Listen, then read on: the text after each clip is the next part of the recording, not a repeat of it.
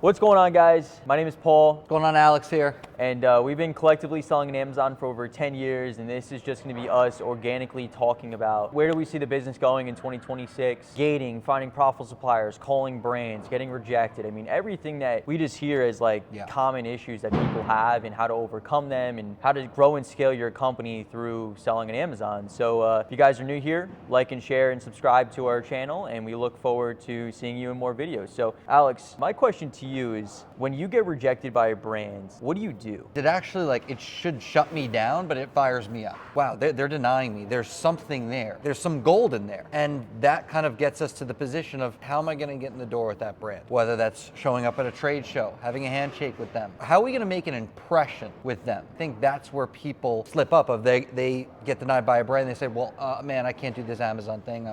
I called so many brands, but they call so many brands, they don't focus on one and continuously trying to land it. And to your point, I mean, I think the biggest challenges that people kind of face is that they don't get to the root cause of the real objection and figuring out the thing that you need to do to actually open up the wholesale account. Maybe that one thing is actually getting a brick and mortar where they're positioning and saying, hey, we only open up brick and mortars. Maybe that is really what they want. Maybe all it is that you just need to talk to someone else. The person that you're currently talking to is not the decision maker. They're not going to be the ones that are going to push you further along. But if you just continue to put in those reps, you continue to call the brands, at some point you're going to talk to someone that has authority. Yeah. And if you have that right conversation with them, that's the golden opportunity. But most people never get there because they don't put in enough reps and they don't practice how to get there in the first place. And what people need to understand is, I have a conversation with the brand that we work with. She is territory for, New Jersey, Pennsylvania, Delaware. Her job is to get as many orders as possible. They have restrictions with Amazon, but if you were able to get past the gatekeeper and maybe somehow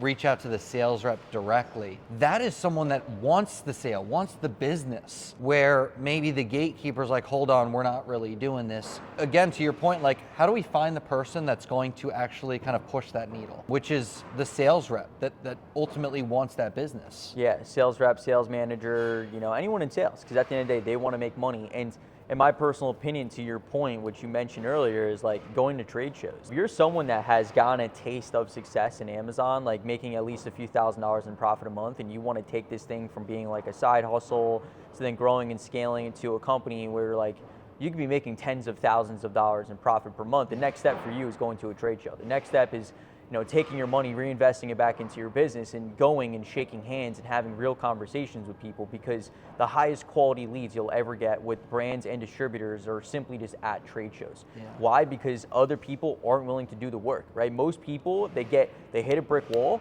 and they stop. When you show up to a trade show, it shows that you actually care. It shows that you're willing to go above and beyond for you and your company. It shows the type of person you are, at least in my opinion. And trade shows are scary. I want to actually congratulate someone in our community, Sean. He went to his first trade show.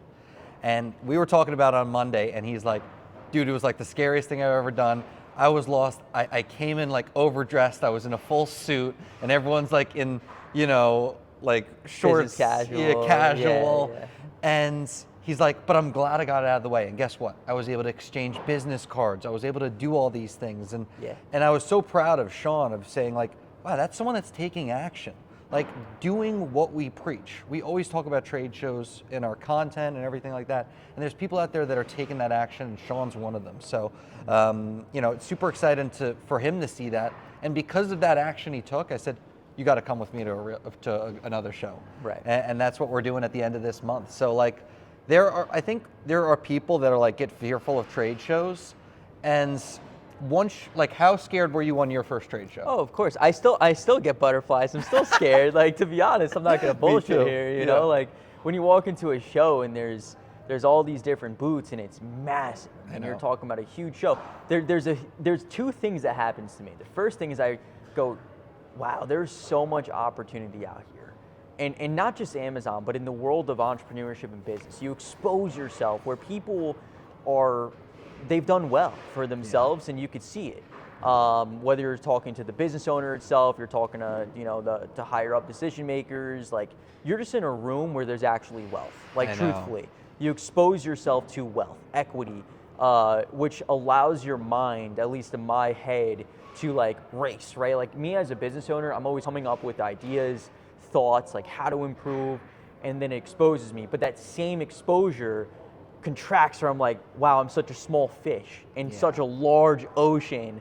But that's exactly how it's supposed to be. I mean, if you feel like you're the biggest person in the room, you're in the wrong room. Yeah. You know? So I still get butterflies whenever I go to a trade show.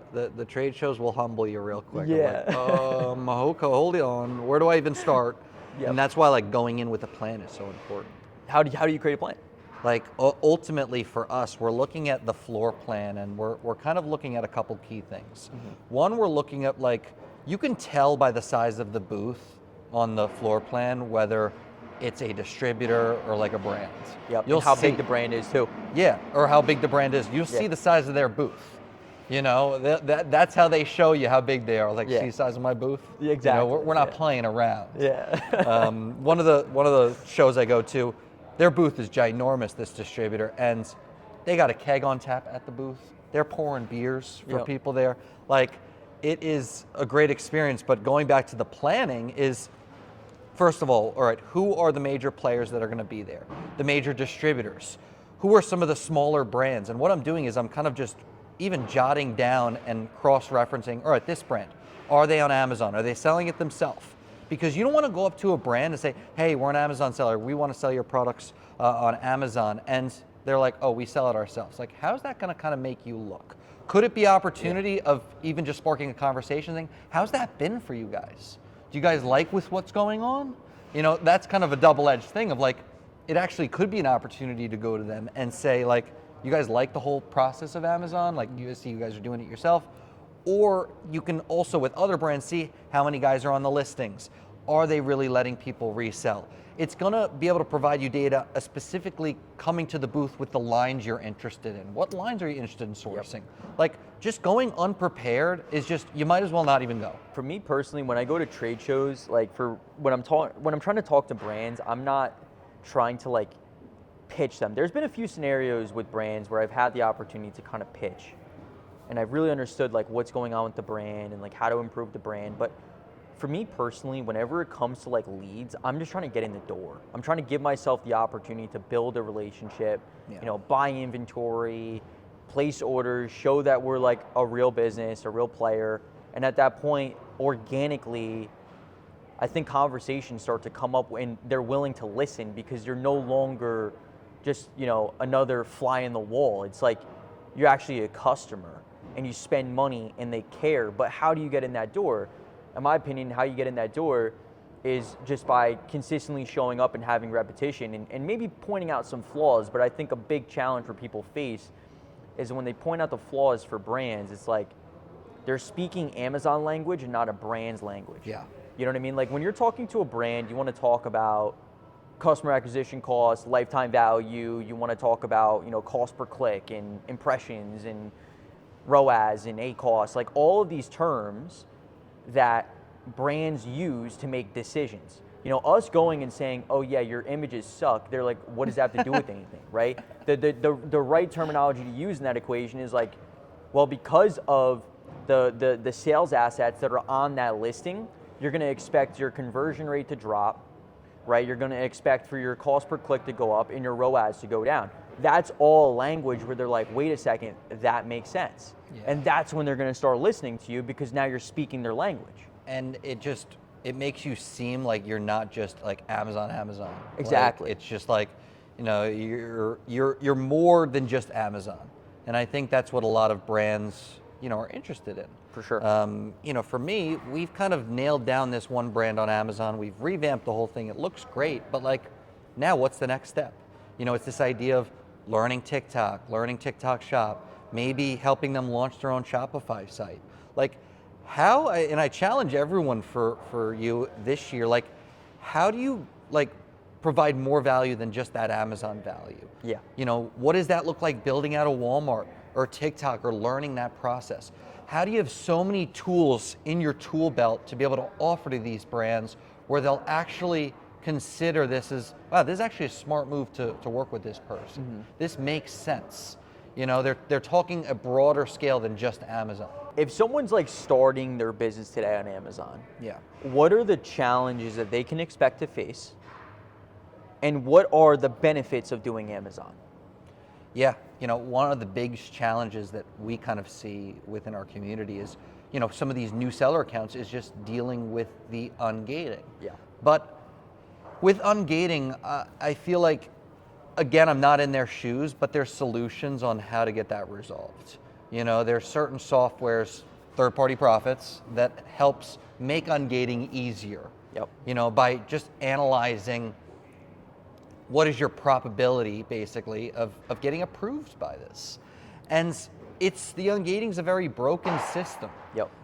We've seen flaws of them basically not even looking at invoices and proving stuff in certain scenarios. So it's definitely a hurdle, and I think it's a spot that people get stuck at. Yep. And then it ultimately results into them getting discouraged and really feeling a little hopeless. Yeah. And when you're starting in Amazon, that feeling of hopelessness is going to happen more than once. For sure. I mean, it happens no matter what level you get to. Like, Yeah. it's just business in general. Like, Yeah. you get knocked down more than you win, but the people that win are the ones that just stay in the game long enough. You know what I mean? Like, that is literally the difference between, at least in my opinion, anyone that, sees success in business and those that maybe just decide to quit or just realize that it's not for them, is that, like, they just didn't stop, right? You see Michael Jordan, you see the greatest people of all time in sports. It's a great analogy to use. I mean, these guys, Tom Brady, right? They got denied. They got kicked down a million times, but they showed up for themselves. Yeah. And that's the mentality, at least in my opinion, when it comes to business that you need to have, is that, all it takes is one yes to change everything, right? All it takes is one ungate. All it takes is one brand, one distributor. You're literally one yes away from changing your current situation, your life, your business, from where you want it to go. Now, is it going to be easy? No, right? Like, fundamentally, it's simple when you say it that way, but it's not simple. You got to put in a ton of work.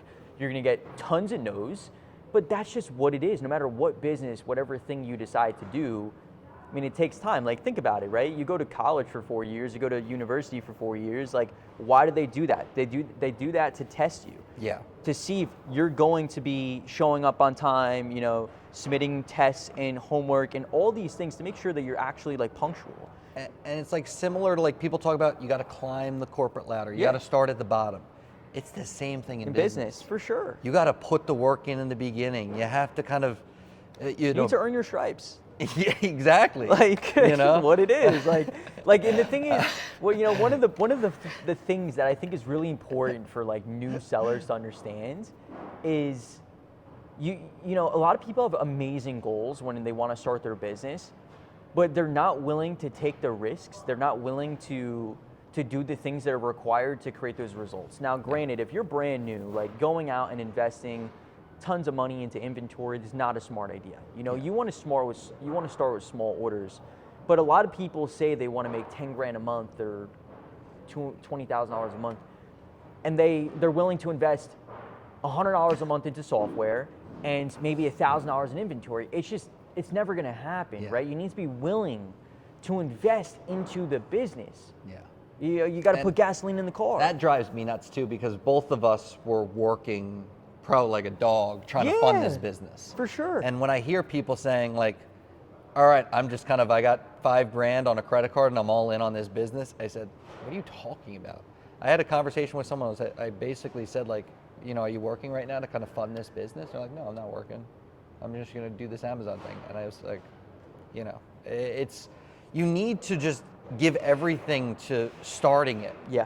You can't just decide one day, oh, I'm going to sell on Amazon and I'm good, I don't got to work anymore. No, you're going to be working double. Right. You're working 80-hour weeks. Yeah, I mean, that's the ugly truth and the reality. But what ends up happening is that all that upfront work that you put in eventually pays off. Exactly. Where, everyone else is working 40, 50, 60 hours a week, and because you have a business that you built, you can work 10 and you're making more money than someone that works 80.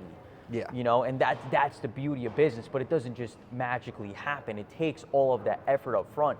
And to your point, I mean, for someone that really wants to grow their income, the best way to do it is by investing more money into your business. Yeah. Like, that's the simple equation. I mean, I know for me personally, when I was starting my business, I would literally work at 9 o'clock in the morning on my business until around 4 o'clock in the afternoon. And then I would drive from 4 o'clock to 4:30 to go to my restaurant management job where, I started as a food runner, waiter, bartender, and then I got into that position.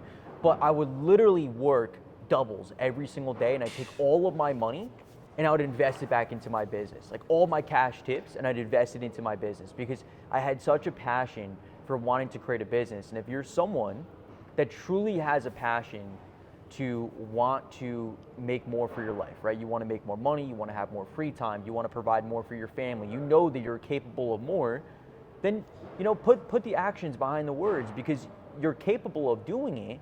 It's just the action, the uncomfortable decisions. I mean, that's the difference between where you are right now to where you want to go. When was the turning point for you of like when you were like, you know what, I think it's ready for me to quit this job? So I'm not sure if you know this, but I actually quit my job and moved into my first warehouse at the same time. Oh my gosh. So I literally went all in on my business. I remember my company was doing around $250,000 a month. So granted, at that time, I was scaling it and I was still working at that job. And then I was like, for me to get to 500K, 700K plus a month, this thing is not what's going to help me get there, right? Me working 9 hours, I realized that my time was now worth significantly more than what I was making. Yeah. And by me working at that job, I was losing money. So I quit and I transferred that time. I went from working, 9 a.m. to 4 to then 9 a.m. to 12, literally just on my business now. Yeah. And it's because I loved it so much. And so that decision, that was the pivotal moment. And literally my business doubled the next month. Wow. I think what you said there, like me staying there, I was actually losing money, Yeah. is a good perspective that not a lot of people realize, even when they're kind of in the process of Amazon. Like, for me, if I'm scanning through a list manually and doing bundle quantity, I'm losing money. Yeah. There are overseas help, there are VAs for $5 an hour. And I always tell people, like, if you're doing that nitty gritty stuff of like scanning a catalog, of course you need to learn it and master it. Yep. But once you get the hang of it, you are literally losing money to not potentially outsource that. Where, all right, you want to scan that catalog where you could be opening up new distributor accounts, new brand accounts, and you can be making a higher impact on your business. Yeah. I feel like a lot of people think, all right, I got to do this all. I got to, scan the list and I got to reach out. And then that also kind of boils down to frustration where they start to, I got to do so many things. Right. So like one thing I would do if I were to go back as like within my first year of selling on Amazon, I would have gotten a VA. I didn't get a VA until 5 years in. It's crazy. I did not, I did it all myself. And it's one of the biggest things, like if you're 1 year in selling on Amazon and you feel like you don't have enough time on the tasks, a VA for $5 an hour is going to change the game for you. Yeah. Like it did for me. I think, a big misconception that people have is that back to my point, people are scared to invest money into their business. Like to your point about losing money. Yeah. The way that, for anyone that might be a little bit confused about what Alex is referring to by losing money, what he means is that essentially, if your time today is worth $30 an hour, if you're doing anything less, if you're doing work that's worth less than $30 an hour, you are losing money because you're not getting back that time, right? So theoretically saying, let's say you went, instead of working at your corporate job, making $100,000 a year, you went and decided to work at McDonald's, you're losing money because your value is worth more. In business, it's the same thing, right? There are certain tasks in a business that you as the owner should try to delegate as fast as possible because your time is worth more. Yeah. Your time is better well spent calling suppliers, opening up wholesale accounts, building relationships, getting better pricing, reviewing purchase orders. You going through and scanning a catalog is not what's going to produce you the income, right? You hiring someone for $5 an hour overseas in the Philippines, which is a great salary for them, by the way, for anyone that doesn't know, to go through and source through a catalog, like you're buying back so much of what your time's worth, right? And if you're making $30 an hour, that's okay because you're now, you're able to put that time to a better vehicle that's going to end up making you more money, And I think a big thing that people don't realize is like expenses are needed in their assets to your business to make you more money. Yeah. Like 2D Workflow, for an example, a software I use in my business for shipping, it's an asset, right? It pays, I pay $97 a month for it, but it saves me time on labor. It helps me save money on shipping. It helps me get more inventory out faster, which means I make more money. Most people, they think about that $97 as the cost, and that's why they're stuck. because they're thinking from a cost perspective. You as the entrepreneur, the business owner, need to be always thinking about how can I grow my income? Yeah. That's what's going to get you to the next level. That's what's going to be able to help you grow and scale your business. Yeah, some softwares are just mandatory in this business. How do you find wholesale suppliers for your Amazon business? Really comes down to our best suppliers have been found at trade shows, and kind of going back to, all right, but then how do you find the trade shows? You know, you can type in on Google, grocery trade shows, New York, New Jersey. Mm-hmm. I like to kind of stay local a little bit. If needed, I will fly. But just another thing is really just leveraging Google Maps, seeing who's in the area. We're blessed, East Coast has a lot of distributors. Yep. But I feel like people overcomplicate it. I think it's easy to find distributors. It's hard to find kind of what we call like high quality distributor. A lot of people have high quality suppliers in their business, but they don't know that they're good. And the reason why is because when they reached out to the supplier, they didn't position themselves correctly, which means that essentially your pricing is not profitable. Yeah. And the majority of new sellers on Amazon, unfortunately, are either not willing to make the investment into themselves for education, or they're 1 foot in and 1 foot out, right? And what this leads to is essentially newer sellers blaming the business model because they don't understand how the model actually works. If you don't get profitable pricing, nothing else matters. It doesn't matter about the softwares you use, doesn't matter how many times you source products. Mathematically, if your pricing is unprofitable, nothing's ever gonna make sense for your business. Yeah. You're never gonna understand how people are making money on Amazon. And it all stemmed from that initial outreach point that's being neglected. Like, would you agree? Like 100%. They would rather say, I think they would rather say, oh, this isn't profitable, and go to Instagram and Reddit and say, oh my God, this business is dead in 2026. It's like, it's just you haven't done the things properly. And we see this of people that even come in. And I say, that's your discount with, you know, that supplier? Yeah. Like, what happened there? Exactly. Like we went over it with that, which is Shazeel. Yeah. He literally had 0 discount on K. Yeah. And he's spending time sourcing a catalog that was never gonna be profitable in the first place. You know what I'm saying? He doesn't know any better. Yeah. And it's all because when he first joined, he was starting to do this on his own, thinking that he could figure it out. And this is not a figure it out model, right? No. If this is like something that you're not willing to commit to it, don't do it. Yeah. That's just the truth and the reality. This is a business. This takes strategy in order to do it correctly. And you know, you're all in or you're all out. Yeah, and I hope that you guys can see with us behind us, like we've been doing this for a long time. We understand how the business model works. We understand how to make money from the model, how to grow and scale it, and you do the same thing over and over and over again. And really, like, the whole positioning part for newer sellers in Amazon is like, just most people just do the bare minimum, and that's why they're stuck, right? You should want to have a good website. You should want to have a real email. You should be professional on the phone. You should treat your business like a real business. Like, you shouldn't be calling up suppliers saying, oh, well, I want you to ship my products to Amazon FBA for me. Yeah. Right? That's not how this works. No, it's like you're calling a supplier and you're basically, can you do everything for me? Right. No Ship one wants it for to me, do that. You know, why wouldn't they just sell it at themselves at that point? Exactly. You know, 100%. I think people get like entitled of like, oh yeah, you know, do all this for me. Like, you gotta figure it out, because you know I think a big pain point for a lot of people, and a lot of people get busted up, is the whole, I can't make any money because I have to send it to prep. What do you kind of say to those people? Yeah, I mean, to be honest with you, I would say that it's the math of like doing prep is challenging on Amazon because you're focused on the wrong products. Yeah. That's the issue, right? It's not about prep, it's the inventory that you're targeting.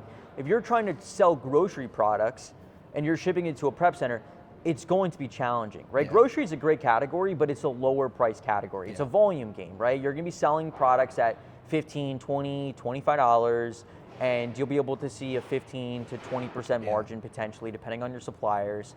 And that's the model of grocery. But all of a sudden you add in prep, and there goes that margin, right?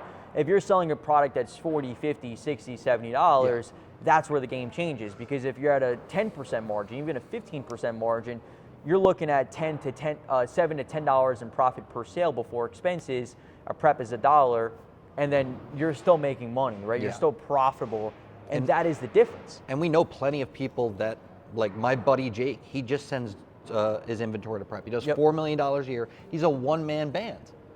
And like, you know, people that think about this Amazon thing, oh man, I'm gonna need a warehouse. Like, I feel like people, they think about getting into Amazon and they talk themselves out of it so quickly that they can't even get started. Yeah. They say everything that's gonna go wrong. Oh, I gotta pay for prep, I don't have a warehouse, a prep center. Oh, the pricing doesn't work. All right, I'm done with this. Yeah, I mean, to be honest, what it all stems from is a lack of of commitment to it. Like it's being 1 foot in and 1 foot out, right? And in business, you can't do that. Like the way you got to think about business is like it's plan A or nothing. You know, for me personally, when I was first getting into entrepreneurship, I didn't have a plan B. People would always ask me, my mom, my dad, because I dropped out of college, like they'd say, well, what if it doesn't work? What do you mean if it doesn't work out, right? If it doesn't work out, I'll go get a job. I'll figure it out. I'm not worried about that. I will find a way, but I am all in on becoming the best version of myself, to build the best business I can, to make it a reality, because you see other people doing it, right? You see other people having success. So it's not like you can't do it too. Every single person that's built a business that's successful, no matter what industry it is, they're just normal people. I know. Right? They're normal people that decide to take action and commit to something, like truly commit and say, okay, you know, if I'm 300 pounds and I want to lose 150 pounds, like I need to commit to this thing, right? I need to go and I need to create a diet. I need to probably hire a personal trainer. I need to educate myself on my body and on YouTube. Like I need to cut all the fats and the sugars.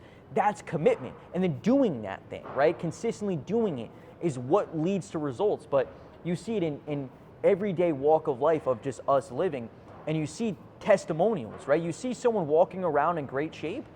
Yeah. You could get in great shape too. But seriously, that person is just committed to doing it.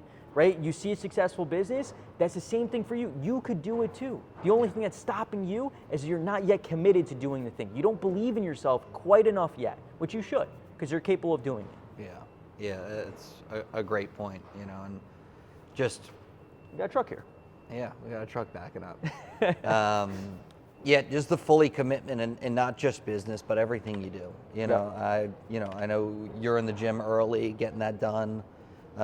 It makes a difference. It makes a difference. I even talk about like this on our coaching calls sometimes of like, you know, guys, if you want a successful business, one, you got to take care of your body. You got to put the right food in order to think and make those decisions at a higher level. Yeah. And that's something I think people neglect. I think like when you think of entrepreneur, there's like this kind of, the first thing that comes to mind is like that Elon Musk photo of him at the on the boat, and he looked like a freaking marshmallow. And that's the reality of a lot of entrepreneurs, is that they just get into this zone, and the guy's made, you know, billions of dollars. Yeah. But I think people, that guy's a special type of person. Yeah. You know, but like it is important to have some of the sort of that balance. Yeah, we got a truck loading up in the back right here. Yeah. I mean, this is what other people can't show you, right? Yeah. People are trying to sell you a dream.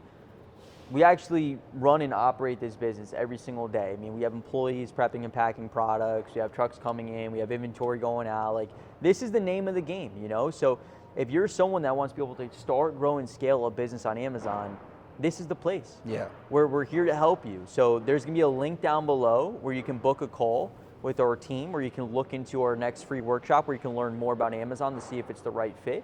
But every single day, I mean, we're growing and scaling our companies on Amazon. We live and breathe selling products. I mean, we're bleeding keepagraphs at this point. But you know what I mean? But I mean, this is what it looks like behind the scenes of growing and scaling a real Amazon business. It's not sexy, right? It's a real business. There's a warehouse, there's employees. Now, granted, you don't need to get to this level unless you want to, but you can make a few $1,000s additional in profit per month just by selling brand name products you didn't create online. So yeah, and you know, I think people see this and it's like, oh man, like, you know, it always wasn't like this. You know, we all started garage. You started in a garage. It was a whole process. Yeah. What's going on, brother? What do we got? Looks like a vendor. That's a lot of paperwork. That's how you know. A lot of paperwork. Looks like a supplier. Oh, is today Friday? Yeah. Oh, that's me. Oh, nice. Sweet. Oh, got a delivery. So order coming I hope in. you guys enjoyed the video. If you guys have any questions or anything, let us know down in the comments. Like I said, guys, you guys want to be able to get coached directly by us, Alex and I, who've sold over $40 million through this exact model. There's going to be a link down below. We'd love to be able to help you. We'll be able to help you start, grow, and scale your Amazon business. So we'll see you soon, and take care. All right, see you everyone. Bye.